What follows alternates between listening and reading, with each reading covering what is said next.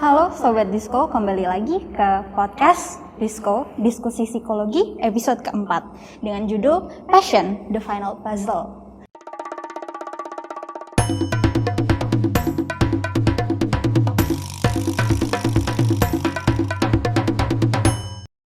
Nah, perkenalan dulu. Perkenalkan, nama saya Alisa Sabitanandini, shortly Alisa, mahasiswa dari Universitas Katolik Sugio Pranoto. Akan memandu kalian sebagai MC. Nah, di sini saya juga ditemani oleh pembicara yang keren banget. Teman-teman pasti nggak asing lagi. Ini adalah Pak Aldi, dosen Universitas Katolik Sugio Pranoto. Halo Sobat Disko, perkenalkan nama saya Eugenius Tintus Reynaldi. Seperti kata Alisa, saya adalah dosen di Fakultas Psikologi Unika Sugio Pranoto. Terus sebentar lagi berubah ya jadi Sugio Pranoto Catholic University. Waduh. SCU untuk singkatnya. Untuk kerennya gitu tuh, SCU. Oke, semoga ya biar ke Inggris gitu ya, Pak. Inggris, betul. Taraf internasional. Oke, langsung aja kita mulai ke podcast episode 4 ini. Nah, Pak Aldi, untuk membuka podcast ini, saya mau nanya nih, Pak Aldi kan dosen psikologi nih ya Pak ya. Pasti ketemu dengan berbagai macam mahasiswa dengan berbagai macam karakteristik gitu ya. Nah, sekarang nih yang lagi jadi bahan perbincangan itu adalah eksistensi mahasiswa ambis.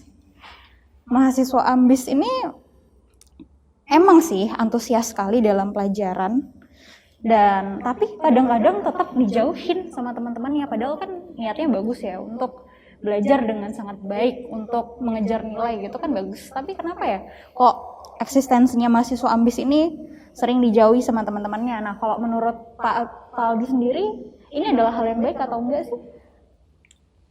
Yang hal baik atau enggaknya nih ambisnya atau dijauhinnya? Ambisnya. Oh, ambisnya. Oke, pertama-tama gini, kalau menurut Alisa, kamu ambis apa enggak? Kalau menurut saya sih nggak terlalu, Pak. Oh, enggak terlalu, tapi kamu aktif loh kalau di kelas. Ya, begini, kalau untuk teman-teman yang mendengarkan ini, sebetulnya saya sebagai dosen, saya malah bersyukur kalau di kelas itu ada beberapa anak yang selalu menimpali apa yang dosen katakan, karena ini yang namanya kuliah online, kami nggak bisa ngelihat kalian. Yang kami lihat di layar itu cuma nama kalian. Ya, ada beberapa yang pasang pas foto gitu ya, tapi mostly yang kami lihat adalah nama kalian. Kami nggak tahu kalian dengerin atau enggak, kami nggak tahu kalian mudeng apa enggak. Jadi kalau misalnya ada mahasiswa yang kalau setiap ditanya dia menjawab, atau setiap diberi kesempatan dia bertanya, kami sangat bersyukur.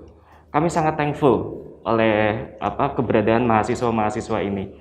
Dan kalau kemudian mahasiswa ini dicap ambis oleh teman-temannya, ya gimana ya? Saya sih nggak setuju sebetulnya kalau hanya karena kamu semangat kuliah terus kamu dicap ambis, karena ada perbedaan. Kalau kamu ambisius, kamu punya satu goal, punya satu target, dan itu harus tercapai apapun yang terjadi. Kamu akan menghalalkan segala cara, seperti itu ya. Ambisius itu nggak masalah kalau buat saya. Kalau kamu orang yang ambisius, itu it never has been a problem. Ada kok, banyak kok orang-orang yang ambisius. Yang jadi masalah adalah bagaimana cara mereka mencapai goalnya itu. Ada yang menggunakan cara yang benar, ada yang menggunakan cara yang salah, gitu ya. Nah, kalau mahasiswa yang semangat belajar, kadang mungkin juga mahasiswa-mahasiswa lain mikirnya kayak, ih caper sama dosen, kayak gitu ya. Biasanya kayak gitu ya. Kayak, iya pasti udah mau selesai jam kuliah kok masih nanya terus, caper banget sih, suka digituin nggak sih? Iya, gimana dong, SKS mahal Pak? Nah itu dia, kamu tuh udah bayar kuliah mahal, UKP-nya mahal, SKS-nya mahal, terus ada kesempatan hambok dipergunakan. Ada dosen yang menawarkan mau bertanya atau enggak, ada dosen yang menawarkan untuk menjawab pertanyaanmu, gunakan itu. Jadi ya justru nih kayaknya harusnya dibalik. Justru anak-anak atau mahasiswa yang biasanya jarang bertanya, nah harusnya kalian yang harusnya lebih sering bertanya. Bukan teman-teman yang semangat belajar terus semangatnya diturunin, tapi teman-teman yang tidak semangat belajar semangatnya ditinggikan. Harusnya begitu. Jadi ini pola pikirnya terbalik sebetulnya teman-teman. Gitu sih. Nah itu ya, berarti menurut Pak Aldi sebagai sudut pandang dosen, dosen malah senang karena mahasiswa yang katanya ambis itu malah membuat suasana kelas menjadi hidup gitu ya, betul. nggak cuma satu suara aja begitu. Betul. Nah kalau begitu bisa nggak kalau kita menganggap orang yang hidup dengan passion mereka itu sebagai orang yang ambisius gitu. Soalnya memiliki passion itu kan juga bisa diartikan mereka punya sesuatu yang ingin mereka tuju. Oke, ini dua hal yang berbeda sih antara passionate dengan ambisius. Kamu bisa passionate terhadap sesuatu tapi kamu tidak ambisius untuk mengejar itu. Jadi ya udah kamu kerjakan aja, jalanin aja. Yang penting kamu bahagia dalam menjalankan itu. You can be passionate person with big ambition, atau ya you can be passionate person without big ambition. Seperti itu. Jadi ya seperti yang tadi saya bilang, kalau kamu punya ambisi, kalau kamu ambisius artinya kamu tahu goalmu apa dan kamu akan mengambil hal tersebut. Nah, di sisi lain kalau kamu punya passion bukan berarti kamu langsung tahu goalmu apa, tapi kamu tahu kamu sukanya apa. Begitu. Kamu sukanya apa? Itu kan beda ya. Kalau goal itu kamu lihat tujuanmu apa. Tapi kalau kamu passionate, kamu sukanya apa, kamu tahu hal-hal apa yang membuatmu senang. Kayak gitu. Makanya itu dua hal yang berbeda. Kayak gitu sih. Oke, lanjut ke pertanyaan selanjutnya. Setelah pertanyaan pengantar tadi, kita kan akan membahas main topik kita ya. Nah, di podcast kali ini, menurut Bapak, definisi passion itu bagaimana sih, Pak? Oke, definisi passion. Jadi, ini khusus mencari tahu soal definisi passion, saya melihat dari berbagai sumber nih. Dari berbagai sumber. Jadi, passion itu bisa kamu lihat dari sudut pandang yang secara luas, bisa juga dari sudut pandang yang arahnya itu ke arah seksual. Serius. Menarik. Serius. Kamu bisa mengambil dari sudut pandang macam-macam lah sudut pandangnya. Tapi di sini saya akan coba ambil dari sudut pandang yang luas saja ya, secara luas ya. Kalau yang tadi saya bilang secara seksual, kalau teman-teman penasaran, coba googling atau coba buka di Kamus Bahasa Indonesia renjana. Begitu, renjana. Seperti rencana, tapi C-nya itu berubah jadi J. Seperti itu. Intinya kurang lebih kalau secara umum passion itu adalah gairah begitu ya. Gairah saat kita suka melakukan sesuatu, gairah saat kita tahu apa yang kita lakukan itu membuat kita bahagia, jadi kita bergairah saat melakukan itu. Itulah passion. Kayak gitu. Jadi apa yang membuatmu bergairah? Nah, itu adalah passionmu. Kalau Alisa kira-kira udah tahu belum passionnya apa? Passion saya, kayaknya masih amang-amang deh, Pak. Oke. Oke, lalu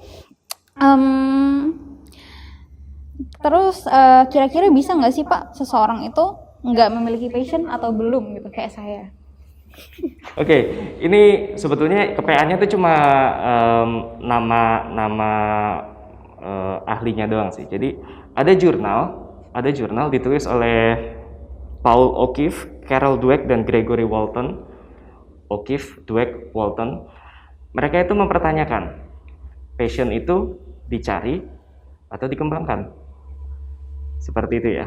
Passion itu dicari atau dikembangkan. Dan kalau Alisa pernah baca buku Mindset judulnya, itu ditulis oleh Carol Dweck. Jadi si Carol Dweck ini dia yang memprakarsai teori mengenai growth mindset, dan dia juga meneliti mengenai passion itu dicari atau dikembangkan. Seperti itu. Dan dia tentu saja menghubungkan ini dengan fixed versus growth mindset ya kan. Itu kan teorinya beliau ya. Nah, yang menarik adalah kalau misalnya orang-orang itu merasa bahwa passion itu dicari, justru itu berbahaya. Itu berbahaya. Karena gini, saat kita mencari sesuatu, artinya kita udah punya apa belum? Belum. Tapi kita mencari. Bagaimana cara kita tahu bahwa itu adalah passion kita? Gimana coba? Misal kamu lagi suka hiking. Oh, apakah hiking adalah passionku? Terus kamu pergi hiking. Terus lama-lama capek, kayaknya aku mau coba yang lain. Kamu coba bermusik. Terus udah bermusik, ternyata capek juga, ganti yang lain. Coba berkesenian, menggambar, mungkin capek, ganti lagi. Kayak gitu aja terus. Itu mencari kan? Itu mencari kan? Terus kapan kamu menentukan bahwa aha ini passionku? Gak ada yang tahu. Tapi bukannya emang harus seperti itu ya Pak? Kalau mau Betul. mencari. Betul. Nah, problemnya adalah seringkali saat kita mencari sesuatu, yang ada di pikiran kita adalah kalau kita punya passion, artinya kita bisa menghadapi masalah-masalah tersebut dengan mudah. Jadi saat kita dihadapkan pada sebuah masalah, ambruk, langsung cari yang lain. Ketemu masalah lagi, ambruk, cari yang lain. Begitu aja terus. Ini ibaratnya tuh kayak misalnya kalau kamu milih jurusan deh saat kuliah. Kamu pilih psikologi, pilihan pertama apa kedua? Pilihan kesekian sih Pak. Kesekian ya. Yang pertama apa? Yang pertama itu mau sekolah masak, culinary arts. Nah, kenapa nggak ke situ? Karena tidak di ACC. Tidak di ACC. Nah, ini masalah lain ya. Iya. Nah, berarti bisa dibilang kuliah psikologi itu kan bukan passionmu, ya kan? Tapi kamu bertahan kan? Kenapa? Karena kalau sudah buat keputusan, ya sudah dijalani sampai selesai dulu. Tapi akhirnya seneng nggak? Akhirnya iya, senang-senang aja. Senang-senang aja kan? Nah, untuk orang-orang yang merasa bahwa, aduh ini bukan passionku, aduh aku salah jurusan, di semester ketiga mereka akan drop. Begitu. Karena kamu ngerasain sendiri kan? Udah ngerasain semester 3 kan? Gilanya kayak gimana? Semester 5 sih Pak. Oh, semester 5 ya? Oke. Ya, rata-rata mulai menggila tuh memang di tahun kedua sih. Karena kamu mulai kalau tahun pertama tuh semuanya masih gampang. Tahun pertama semua masih gampang karena masih dasar-dasar aja. Tapi mulai tahun kedua kamu mulai ketemu dengan yang lebih mendalam, mulai banyak praktikum, mulai banyak kegiatan kemahasiswaan. Akhirnya kamu mulai keteteran. Nah, kalau kamu merasa bahwa ini bukan passionku, aku nggak suka, kamu akan stop di situ, kamu akan keluar. Kamu akan melabel dirimu dengan aku salah jurusan dan kamu cari jurusan lain. Begitu. Tapi ada juga orang-orang yang merasa bahwa it's challenging, ini menyenangkan, tugas-tugasnya menarik. Nah, itulah yang dimaksud oleh O'Keefe, Dweck, dan Walton ini dengan mengembangkan passion. Jadi, it's been there from the first time. It's been there. Kalau kamu mencari sampai kamu menemukan passionmu, kamu nggak punya itu sebelumnya. Kamu mencari. Kalau ketemu, ya syukur. Kalau enggak, ya apa boleh buat. Tapi kalau kamu mengembangkan passionmu, itu sebetulnya udah ada. Ya kan? Ini perbedaan, ini sebetulnya cuma masalah bahasa sih, tapi somehow ini sangat berpengaruh ke cara kita memandang dunia. Saat kita mengembangkan sesuatu, artinya kita fokus ke apa yang kita sudah punya. Begitu kan? Kurang lebih begitu. Jadi apakah mungkin orang tidak punya passion? Mungkin aja. Mungkin karena dia tidak sepeduli itu untuk mengembangkan passionnya, atau dia tidak sepeduli itu untuk mencari tahu dia bagusnya di mana. Ya dia cuma kayak zombie aja. Ini kalau misalnya saya ngajar kan saya suka pakai referensinya SpongeBob gitu ya. Nah, kayak Squidward lah. Begitu. Oh begitu, jadi apa ya, gara-gara passion kadang-kadang orang jadi mencari passion, orang jadi merasa bahwa itu adalah legitimasi bahwa saya boleh pindah seperti kutu loncat, kan istilahnya kutu loncat ya Pak. Ketika saya ngerasa wah kayaknya dikit-dikit ini bukan passion saya gitu ya, padahal nggak dicoba terlebih dahulu. Tapi ya saya dulu, maksudnya saya mengambil contoh ya, saya bertahan di psikologi itu karena ya udah ini tanggung jawab saya sebagai anak, saya harus menyelesaikan tugas saya kan. Kalau misalnya passion itu diganti sama tanggung jawab, menurut Bapak itu bakal masalah nggak Pak? Nggak juga, toh banyak dari kita yang begitu kan sebetulnya. Iya. Banyak dari kita yang begitu. Ini kalau saya tanya ke pendengar sekalian, sobat disco sekalian, coba deh teman-teman juga refleksikan. Teman-teman sekarang di semester berapa dan teman-teman dulu waktu milih jurusan ini, entah itu psikologi atau jurusan lainnya, kenapa sih milih itu? Dan kenapa sih teman-teman masih bertahan sampai sekarang? Tugasnya gila loh. Tugasnya gila. Ntar di semester 7, lihat aja di Instagram teman-teman kakak kalian pada sambatnya luar biasa kan. Ya karena saya dosennya, saya ngasih tugas, makanya saya ngerti. Tugasnya gila loh. Apa sih yang bikin kalian bertahan? Nah, itu juga yang perlu kalian refleksikan. Kalau misalnya kalian bertahan karena saya merasa bertanggung jawab, ya it's okay. It's okay. Pada dasarnya mungkin ada perasaan tanggung jawab, tapi mungkin pada akhirnya ada perasaan bahwa it's fun.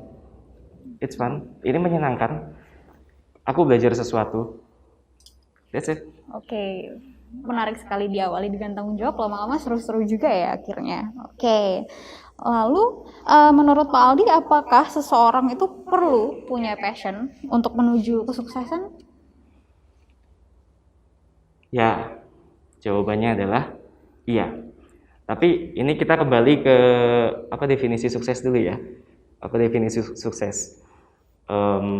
Kalau misalnya sukses itu adalah bisa mencapai targetnya, bisa mencapai goalnya, ya iya kamu butuh passion. Kamu butuh passion. Karena kembali ke definisi passion juga adalah gairah. Artinya kamu sangat suka melakukan hal tersebut. Kalau kamu tidak segitu sukanya untuk melakukan sebuah hal, apa ya kamu akan melakukan hal tersebut? Enggak kan? Misal Alisa, apa satu pekerjaan yang kamu nggak suka banget? Mungkin nyetrika, Pak. Nyetrika. Iya. Oke. Berarti kamu jangan buka laundry ya? Iya. Jangan buka laundry ya. Karena kalau kamu buka laundry terus kamu menyetrika dengan terpaksa gitu ya. Ya gimana ya? Repot juga ya. Nah, kayak gitu. Cobalah kamu nggak suka nyetrika, tapi kamu terpaksa harus nyetrika terus-terusan. Akhirnya saat kamu mengerjakan itu kamu sambil menggerutu kan? Iya, betul. Kamu sambil menggerutu, kamu tahu itu harus kamu lakukan, tapi kamu lakukan itu dengan menggerutu. Selesai nggak?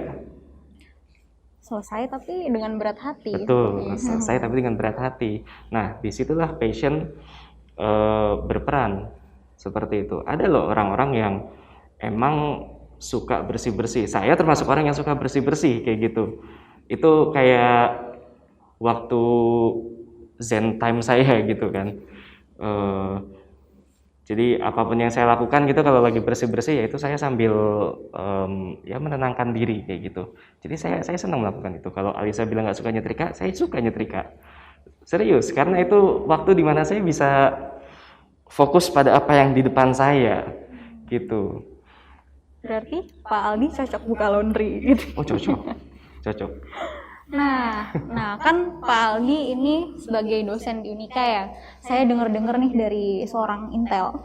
Pak Aldi itu dulu waktu kuliah basisnya itu klinis. Bukan, pendidikan. Oh iya, pendidikan. Maaf, salah. Lalu ngajarnya materinya kebanyakan bio. Nah, karena perbedaan itu, maksudnya pertama Pak Aldi itu ngajar karena memang sudah passion ya sebagai dosen, apa bukan? Lalu pertanyaan kedua, apakah Pak Aldi merasa bahwa mengajar materi bio itu passionnya Pak Aldi? Oke. Ini saya buka kartu sekalian nih. Alisa bisa tebak nilai PIO saya waktu kuliah berapa?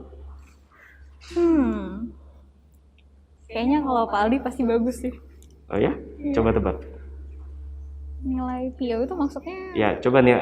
Saya dulu ada mata kuliah namanya PIO. Coba tebak. A, B, C?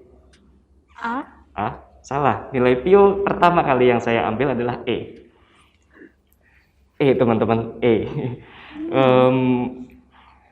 Jadi untuk PIO itu saya mengulang karena emang dulu waktu saya kuliah bisa dibilang saya senang dengan perkembangan sebetulnya. Saya senang dengan anak-anak dan saya senang dengan dunia pendidikan. Seperti itu. Jadi ya kesitulah yang saya cari, yang saya kejar adalah ke situ. Saya kerja dengan anak-anak, saya jadi guru les seperti itu dan saya juga senang kerja sosial begitu. Jadi ya itulah dunia saya waktu kuliah. Itu dunia saya waktu kuliah. Saya nggak segitu sukanya dengan Pio. Jadi waktu Pio itu kenapa saya bisa dapat E? Karena saya nggak datang waktu UAS. UASnya mulai jam 8.30, tapi saya baru bangun tidur jam 9.50. Dengan kata lain sudah terlambat, jadi ngomong ke dosennya juga percuma, ya udah saya tidur lagi. Kayak gitu. It's not my passion yet, oke. Kemudian karena saya tahu saya suka di bagian pendidikan, saya suka di bidang pendidikan, saya suka kerja dengan anak-anak, saya kerja dengan anak-anak. Setelah lulus kuliah, saya kerja di sebuah lembaga terapi ABK seperti itu. Saya kerja di situ, tapi ya ampun ternyata saya baru tahu ternyata saya tuh gampang bosen juga. Kayak gitu. I mean, semua kerjaan untuk 1 bulan itu bisa saya lakukan dalam 1 minggu gitu. Terus 3 minggu sisanya saya ngapain? Bosen banget saya. Akhirnya saya ambil S2, ambil profesi ke arahnya pendidikan. Karena memang saya ingin mencari apa sih yang salah dengan dunia pendidikan kita. Apa sih yang bisa saya perbaiki seperti itu. Nah kemudian nyemplunglah saya jadi dosen. Kayak gitu. Jadi dosen, kemudian setelah saya pelajarin ternyata Pio itu tidak segitu berbedanya dengan yang lainnya. Apalagi waktu di Mapro itu saya juga mayornya memang pendidikan, tapi minornya adalah Pio. Seperti itu. Dan it's fun, ternyata it's fun. Kayak gitu. Nah itu yang tadi saya bilang, it's fun. Ini bermula dari tanggung jawab, tapi lama-lama setelah dipelajari ternyata wow ini menyenangkan. Sama seperti psikometri, hitung-hitungan, SPSS, kayak gitu ya. Itu waktu S1 saya sangat anti dengan itu. Tapi begitu S2 ternyata saya baru tahu ini menarik banget, ini menyenangkan banget. Ngutak-ngatik rumus itu keren banget. Nggak relate. Masih belum relate ya teman-teman? Belum relate. Mungkin nanti kalau udah S2 ya. Nah, begitu saya jadi dosen, saya belajar psikometri lebih banyak dan ya itu menyenangkan sekali. Jadi kalau kamu tanya ke saya, apakah saya passionate di bidang itu sejak awal? Jawabannya adalah tidak. But it grew. Karena pada dasarnya saya suka dengan dunia pendidikan. Jadi saat saya berkecimpung di dunia pendidikan, saya mengembangkan passion saya di bidang ini. Kayak gitu. Ya karena kalau saya tidak passionate, ya gimana? Setiap kali ketemu kalian saya nggak mau ngajar, bawaannya mau ngasih tugas 10 menit selesai. Kayak gitu. Oke. Ada kata-kata menarik dari seorang pelukis terkenal yang saya suka sekali Pak, dari Pablo Picasso. The purpose of life is to find your passion and give it to someone else. Nah, menurut Pak Aldi, apakah purpose atau meaning seseorang itu harus saling berkesinambungan dengan passion?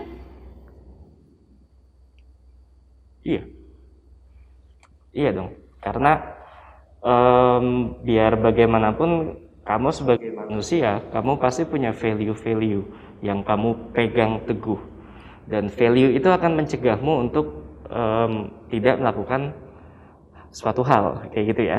Jadi value akan memberimu meaning. Meaning ini akan mengarahkan passionmu kayak gitu. Contoh kalau misalnya value-mu adalah kamu harus berbuat baik gitu ya. Kamu harus berbuat baik, itu adalah value dan meaningmu, maka passionmu adalah ya kamu akan menolong orang lain. Kamu mungkin nggak terlalu peduli sama uang. Yang kamu pedulikan adalah kamu harus menolong orang lain. Akhirnya dengan value dan meaning ini, itu akan mencegah kamu melakukan perbuatan-perbuatan yang merugikan orang lain. Seperti itu. Dan di saat bersamaan, itu akan membuat kamu jadi ya malah menolong orang lain kan jadinya. Kamu malah jadi memiliki makna untuk dunia karena kamu melakukan apa yang sesuai dengan kamu sukai. Seperti itu. So meaning turunnya ke passion. Begitu. Oke, tadi kan di awal Pak Aldi sempat bilang katanya orang yang mencari passion itu malah bahaya karena belum tahu, akan nyoba-nyoba terus. Bagaimana dengan orang-orang yang berkata orang yang go with the flow itu sebenarnya don't know where to go. Bagaimana itu, Pak? Oke, saya bisa bilang bahwa setiap orang memiliki tempo yang berbeda-beda. Oke, setiap orang memiliki masa yang berbeda-beda, memiliki waktu yang berbeda-beda. Dan kalau semua orang pasti akan memiliki aha moment dalam dirinya, kayak gitu kan. Aha moment itu kan kayak kamu udah punya pengalaman seperti apa, terus aha, kesimpulannya begini. Aha, ini refleksiku. Seperti itu. Nah, yang ngomong seperti itu adalah orang yang sudah berhasil. Oke, tapi untuk orang-orang yang masih mencari, orang-orang yang masih ingin orang-orang yang masih ingin berjuang, orang-orang yang masih berjuang, mungkin ya mereka masih cari tahu dulu, mereka masih mencoba flow-nya dulu aja. Kalau menurut saya nggak masalah kalau kamu masih muda. Ini yang mendengarkan, sobat disco, kalian masih muda. Cobalah berbagai macam hal. You go with the flow, it's okay, nggak apa-apa. Tapi pada akhirnya kamu harus memutuskan. Kamu mau go with the flow atau kamu mau go against the flow. Begitu. Contohnya gini teman-teman. Tahu Henry Ford ya? Belum familiar, Pak. Belum familiar. Kalau Ford-nya tahu ya? Oh, iya. Oke. Nah, ini yang menarik dari Henry Ford. Dia yang menciptakan mobil Ford tentu saja. Saya kira Harrison Ford, Pak. Oh, lain. Kalau itu temannya Chewbacca ya. Si Henry Ford ini bilang, kalau misalnya dia hanya menginginkan permintaan pasar, dia nggak akan bikin mobil. Dia akan mencari cara supaya bisa membuat kuda yang berlari lebih cepat. Itu kalau dia hanya menginginkan permintaan pasar. Kalau dia hanya mengikuti permintaan pasar. Tapi dia memutuskan bahwa ya kuda ya begitu-begitu aja larinya. Jadi ya udah harus membuat sesuatu yang baru. Dan akhirnya kita tahu yang namanya mobil sekarang. Begitu. Kalau waktu itu dia go with the flow, mungkin kita sekarang masih pakai kuda kemana-mana. Seperti itu. Jadi para inovator-inovator yang kita tahu, para tokoh-tokoh dunia yang kita tahu, mereka go against the flow. Mereka berinovasi, mereka mencari sesuatu yang baru, yang tidak sesuai dengan arus. Begitu. Dan itu juga butuh passion sih. Butuh passion. Kamu butuh tenaga ekstra kan untuk berenang lawan arus? Iya. Begitu. Menarik. Lalu Lisa mau nanya nih, Pak. Bapak sebagai dosen PIO pasti sering ikut webinar tentang PIO begitu ya, Pak? Lalu seminar, workshop dan segala macam, pasti nggak asing sama Ikigai. Ikigai itu konsep makna kehidupan dari Jepang ya. Kan itu menghubungkan kalau nggak salah passion, profession, terus ada vocation dan mission gitu ya. Nah, tapi lucu, saya membaca Ikigai ini lucu soalnya bukunya ditulis oleh seorang bukan dokter, bukan psikolog, bukan psychiatrist, tapi teknisi komputer. Lalu orang ini juga namanya Garcia dari Spanyol, bukan orang Jepang, lalu menulis makna kehidupan orang Jepang. Lalu yang menarik lagi, harusnya kan di Jepang itu ada Okinawa, ada Tokyo, ada segala macam. Sama seperti di Bali itu ada orang Jawa, seperti di Indonesia ada orang Jawa, ada orang Batak, Chinese. Seharusnya mereka itu mempunyai ikigai yang makna kehidupan yang berbeda-beda, bukan Pak? Kalau menurut Bapak bagaimana tentang ikigai itu? Ya, ikigai itu sebuah konsep yang menarik sih. Sebuah konsep yang menarik, kayak kamu kan harus mencari satu irisan yang itu kamu senang, dunia butuh, tapi itu juga bisa menghidupimu, kayak gitu kan. Ya kan? Soalnya kalau kamu senang melakukan sesuatu tapi dunia nggak butuh, ya itu cuma jadi hobi. Ya kan? Itu cuma jadi hobi. Tapi kalau kamu menemukan satu hal yang kamu senang, kamu bisa lakukan, dunia butuh dan it pays you well, then it's your ikigai, kayak gitu. Kan salah satu irisannya itu ada passionnya juga kan. Ada satu passionnya. Jadi ya ikigai ini sebuah konsep yang menarik dan saya berpandangan bahwa sebetulnya itu yang harus kita cari sih. Itu yang harus kita cari. Kita bekerja nggak cuma karena kita senang, tapi kita bekerja juga karena kita menemukan arti dari pekerjaan yang kita lakukan tersebut. Arti itu kan ya apa yang dunia butuhkan begitu. It gives you meaning, kayak gitu. And it should pay you. Karena kalau kamu melakukan sesuatu dan kamu nggak mendapat imbalan dari itu, kamu nggak dibayar untuk itu, terus kamu hidup dari mana? Kayak gitu. Ini saya agak pragmatis mungkin ya, agak pragmatis. Tapi pada kenyataannya ya kalau kamu kerja, kamu juga butuh uang kalau untuk bertahan hidup. Ya mungkin nggak cuma uang sih. Kalau kamu saya sering dengar dari dokter-dokter di pedalaman gitu ya, kayak mereka tidak dibayar dengan uang tapi dibayar dengan umbi-umbian, dibayar dengan hasil kebun warga. Nah, itu kan juga termasuk salah satu pay. Ya kan, salah satu bayaran, dan mereka bahagia dengan itu ya nggak apa-apa. It's their ikigai. Karena mereka juga menemukan panggilan dari situ. It's okay. Tapi di sini yang mau saya tekankan adalah satu konsep, belum tentu bekerja untuk semua orang. Kayak gitu.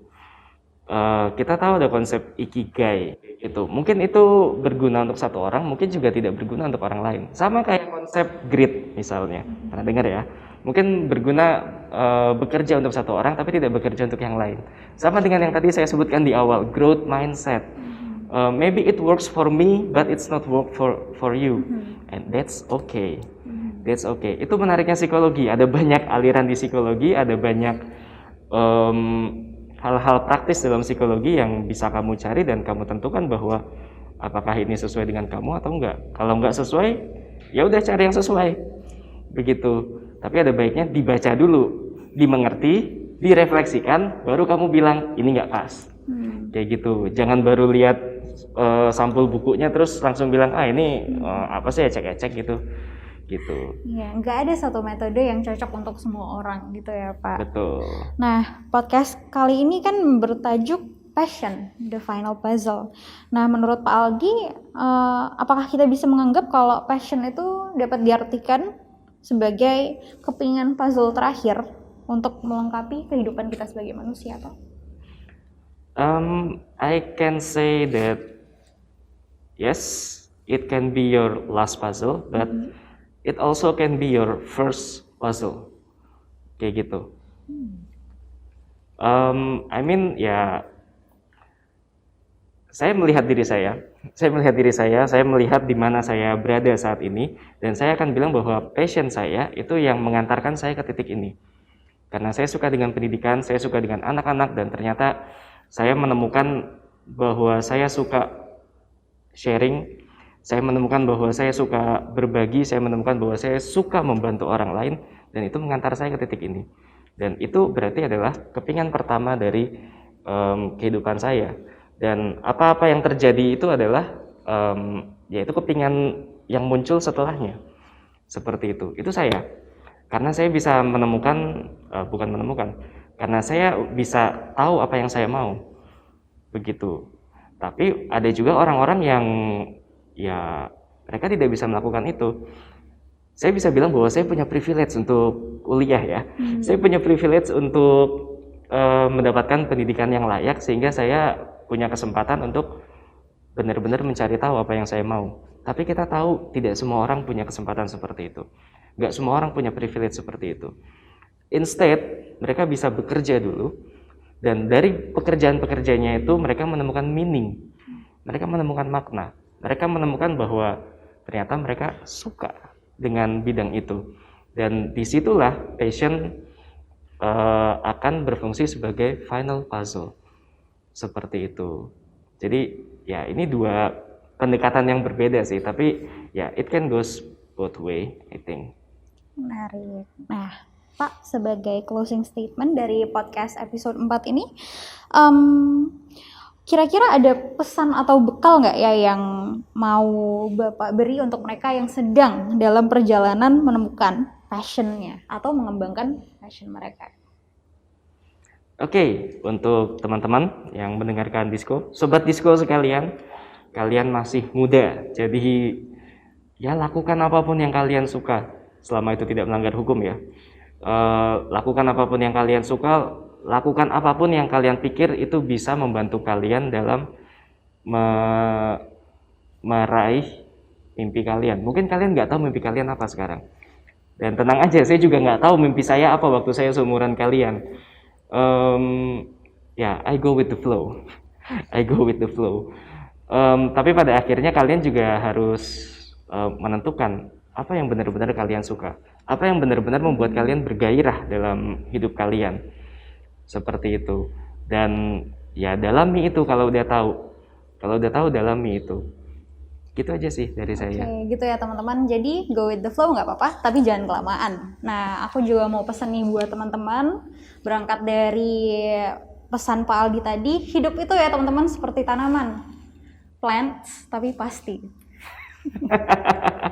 That's good one. Oke teman-teman, sekian podcast episode 4 kali ini dari Diskusi Psikologi yang berjudul Passion, The Final Puzzle. Nah teman-teman, kalau mau dengerin podcast yang nggak kalah seru lagi, jangan lupa ya untuk follow YouTube BEM Fakultas Psikologi Unika Sugio Pranoto, follow Instagram dan dengerin di Spotify Diskusi Psikologi, dan jangan lupa follow Instagramnya BEM Fakultas Psikologi Universitas Sugio Pranoto juga. Nah kalau teman-teman tertarik sama celoteh-celoteh dari aku dan Pak Aldi, boleh nih sekalian follow biar nambah followersnya. Siapa tahu kita ntar bisa endorse, bisa di-endorse. Siapa tahu ya. Iya, Instagram aku @alisaNDN dan Instagramnya Pak Aldi @eugenaldi. Oke, baik teman-teman, sampai jumpa di Diskusi Psikologi episode selanjutnya.